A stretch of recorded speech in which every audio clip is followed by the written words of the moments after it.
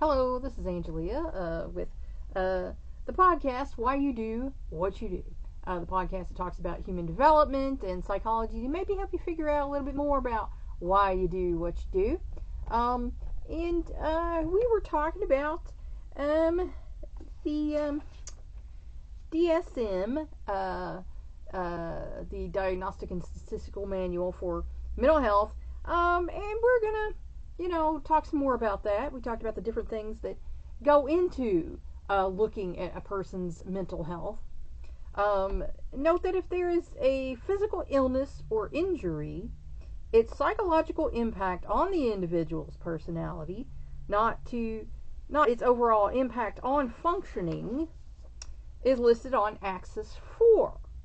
It's important on overall functioning is its impact, on overall functioning is included in Axis 3. Obviously, there will be many cases in which a physical illness or injury will be included on both, because your body and your mind work together. And if there's a problem in the body, that's going to affect your mind. If there's a problem in the mind, that might affect you physically. The listing is valuable not only for understanding the DSM, but also for getting an overview of what society currently regards as critical social and psychological stressors. And that changes from age to age. Since many of these stressors act together, DSM suggests that not more than 4 be included in any given diagnosis. I've seen, I worked at a psychology group, and I've seen psychologists who throw in all kinds of stuff, and you're just like, wow, that's a little much. But and these should be rank ordered in importance, because some stuff is more important than others, and usually your behavior or your life performance is at the top. The amount of stress experienced by the individual is rated on a 7-point scale, ranging from 1, which is no apparent psychosocial stress, or 7, which is a catastrophic level of psychosocial stress. There is also a rating for 0 for cases in which data on stress is unavailable, because sometimes someone comes in and they cannot speak for themselves, and like if someone goes catatonic and goes to the hospital, they certainly can't speak for themselves. You can only talk to family or whoever's with them and get an idea. An important way Axis 4 data can be used is to locate the stressors that may have precipitated the disturbance so that they can be removed and avoided in the future. And let me tell you, stress and anxiety are the number two top things that are going to mess you up mentally. They just are. Axis 5 calls for a judgment of the individual's highest level of adaptive functioning during the past year. For the DSM, adaptive functioning involves 3 areas of human life, which are social relationships, because we are supposed to be social animals, and we should be able to function socially, occupational performance, and use of leisure time. In rating the level of functioning in these 3 areas, both the range of activities and their quality need to be considered, because someone can do a lot of things, and I know a woman whose brain is all over the place. She gets into a lot of things, but she never finishes anything that she starts. And stuff is just laying around, hodgepodge here and there, and, she's just a mess. Most clinicians would give somewhat greater weight to social relationships because of their strong influence on your prognosis. Because if you can have good social relationships, then you can have a family for you. You can have friends. You can have people co-workers, neighbors, pets, or whatever, if you can have social relationships. And there are a lot of people who like to say they're a loner, or say they are, not a people person or whatever, and there's usually something behind that. That's not usually a natural way for a creature to be. These ratings are on a 6-point scale, ranging from 1, superior adaptive functioning, to 6, grossly impaired adaptive functioning. Again, a rating of 0 indicates that no information was available. And now I got tested, and I was told that I was fairly well adjusted for everything that I've lived through. So,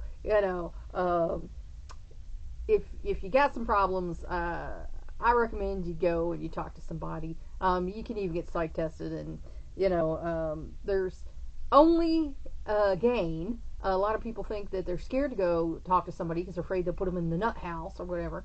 And that is just not the case. That is not going to be the case. Unless you are a danger to yourself and others, they're not going to lock you away. Chances are you're going to have some talk therapy, and maybe some regression. Some therapists do hypnosis, and they'll do that with you. And it's not the kind where they make you balk like a chicken. It's real kind where you're relaxed and you talk about stuff. But and the worst case scenario usually is you get referred to a psychiatrist who gives you medication to help with whatever this mental illness is. So don't be afraid to go get some help, because 9 times out of 10 you are not crazy enough to be locked away. So applying the multiaxial system. We opened with a description of 3 people who exhibited distinct forms of abnormal behavior. Arnold, who was schizophrenic, Elaine, who was depressed, and Tommy, who was autistic. To illustrate how the DSM is applied in the practice, we will evaluate these 3 cases using this system. Okay, sorry about that. Somebody was at my door. They delivered a package. My son ordered something, evidently. Okay. So we're going to start with Arnold. A clinician would probably determine the following about Arnold. Axis 1, residual schizophrenia, chronic. Axis 2, disturbance limited to Axis 1. Axis 3, no physical disorders. Axis 4, no apparent psychosocial stress. And Axis 5, a fair level of adaptive functioning during the past year. Because remember, he had a job and he did things. And, he had a problem with continuing to check and see if his socks were on. But other than that, he's doing pretty good. Residual schizophrenia is a term for a controlled condition of the disorder. It means that at some previous time, Arnold was very definitely out of touch with the real world, such as a lot of schizophrenics are. But now, not all of them are. Some of them are in the real world, but they also have their own little imaginary world in their head, and they relate to the real world with that in their head. I'm sure we've seen the severe ones that they show in movies and stuff, where stuff is going on in their head, but it's not really going on out here. And that's a little harder to catch unless the person is way over the top, out there. Sometimes people just have their own little delusional make-believe world in their head, and they operate on that, and it's not as obvious if they're not over the top. But now he's more able to function normally, so they consider it to be residual or in remission, and that's probably due to medication that he's taking. However, his condition is permanent or chronic. He's never going to get well from schizophrenia. That's a chronic thing in your brain, and there's no cure, unfortunately. Axis 2 and 3 and 4 list no problems, which indicates that the major difficulty is the schizophrenia. Axis 5 states that he's doing fairly well at coping with life, a fact that we know from the description of his case at the beginning. He holds a job and keeps his appointments, but his social relationships are very inadequate. And that's because his behaviors kind of are off-putting to other people, and he probably notices that, so he just kind of likes to be by himself and hang with himself rather than be, exposed to other people's opinions of his behaviors. Clearly, a good bit of Arnold's present behavior, his ordinary pattern of social interactions, and his current level of functioning are rather well described by this categorical schema. So, Elaine, if Ralph were to finally get her to a clinician, her diagnosis might be the following. Axis 1, major depressive disorder, severe. Axis 2, disturbance limited to Axis 1. Axis 3, no physical disorders. Axis 4, minimal psychosocial stress, early stages of menopause. Axis 5, grossly impaired level of adaptive functioning during the past year. These data include that Elaine is uncommunicative, feels hopeless, and is apparently absorbed in some inner turmoil. Like Arnold, she has no problems to be listed on Axis 2 and 3. The minimal psychosocial stressor referred to, which was menopause, although often implicated in depression in women, is not a known cause, and it's hard to see the connection between the first beginnings of menopause and a depression of this size. Her symptoms are so severe, in fact, that within the past year her adaptive functioning dropped from superior to grossly impaired. Because remember, they were bringing her food and everything. She just couldn't, wouldn't do anything. So, she is definitely a case of severe depression, probably with some anxiety as well, because she's so scared, to go out. And then little Tommy. Tommy's clinical profile would probably read like this. Axis 1, infantile autism. Axis 2, developmental language disorder. Axis 3, no physical disorder. Axis 4, no apparent evidence of psychosocial stress. And Axis 5, grossly impaired level of adaptive functioning during the past year. Now, when one of my sons was 4 years old, we took him to the doctor and said, he's not talking. He does this thing where he stands up against the wall and plays, and he doesn't talk. So they decided, they got this little checklist out for us, and they decided he had like 3 of 5 symptoms of autism, so they decided he had Asperger's, and said, he might have a problem when he gets older. You might have to put him in a home, and thank God that was not true. He's the most social child I have. So, from this we learned that Tommy is not responsive to other people, cannot communicate verbally, and in general behaves in a very strange manner, all of which developed before he was 30 months old. Tommy seems off in a world of his own, unable, but more than that, unwilling to interact with people. His family members feel like strangers until a real stranger enters Tommy's territory.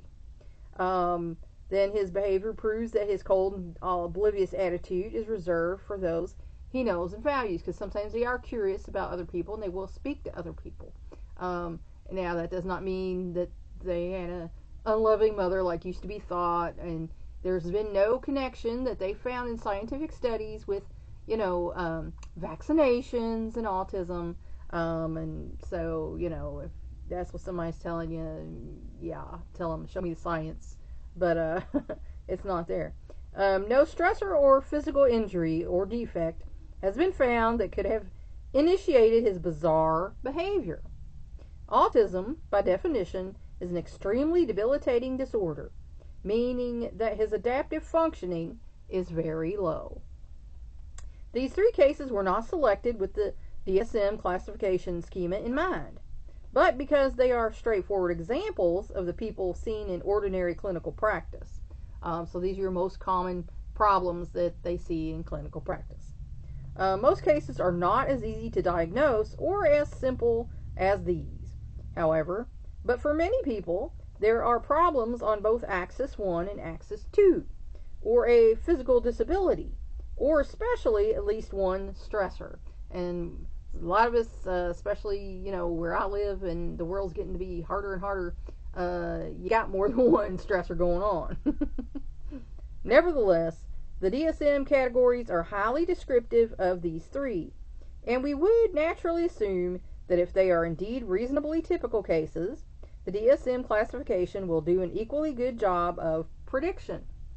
Of course, not every case will fit a common pattern, because no one size fits all. no matter how detailed the schema or complete the data. But this should not detract from the overall usefulness of the classification system, unless it develops that there are many such cases, because then sometimes people, like in the old DSM, the 1 and 2, you get labeled into this or that, and when that starts happening, everybody's got this, everybody's got that, then that's pretty obvious that there's a problem there, and it could be the clinician themselves, so who knows. However, the comprehensiveness of the DSM and its development as a working tool make the possibility unlikely. So, if your mental health provider is using the DSM, whatever version they're on now, I think 4 or could be 5, I don't know. But anyway, I quit looking at those things when I stopped working, as a psychological consultant. I'm just a retired teacher now. But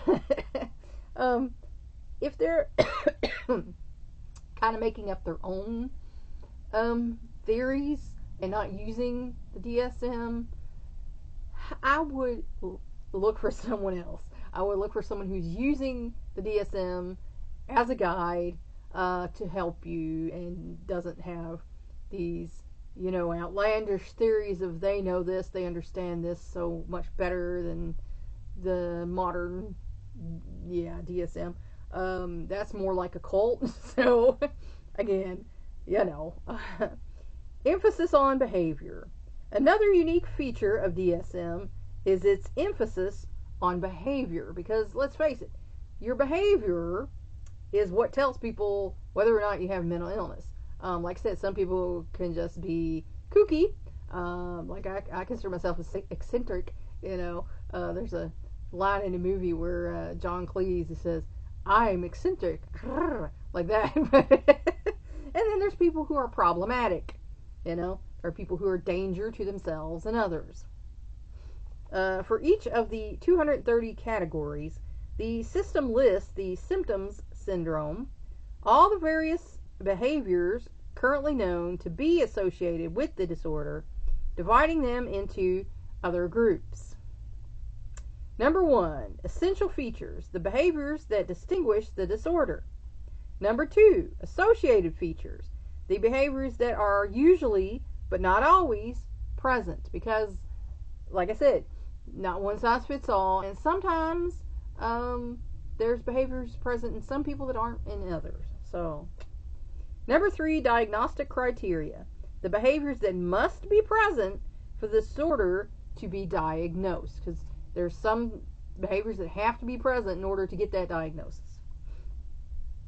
Each section also contains information on how to distinguish between disorders that have very similar symptom clusters.